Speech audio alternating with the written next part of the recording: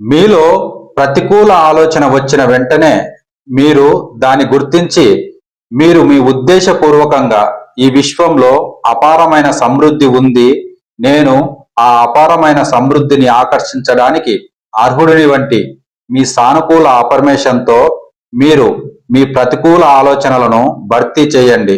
మరియు మీరు కోరుకున్న మీ లక్ష్యాన్ని పొందిన తర్వాత మీ జీవితం ఎలా ఉంటుందో మీ ప్రతిరోజు ఉదయం మరియు రాత్రి మీరు పడుకునే ముందు ఒక 5 నిమిషాల నుండి 10 నిమిషాల వరకు మీరు మీ కళ్ళు మూసుకొని చాలా స్పష్టంగా ఊహించుకోండి.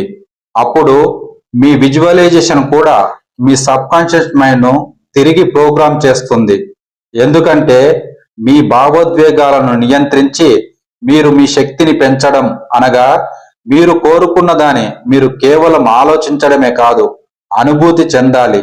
ఎందుకంటే మీ భావోద్వేగాలు అనేవి అవి మీ అంతర్గత శక్తి మరియు మీ వైబ్రేషన్ యొక్క స్థాయిని నిర్ణయించే ప్రధాన ముఖ్య కారకాలు.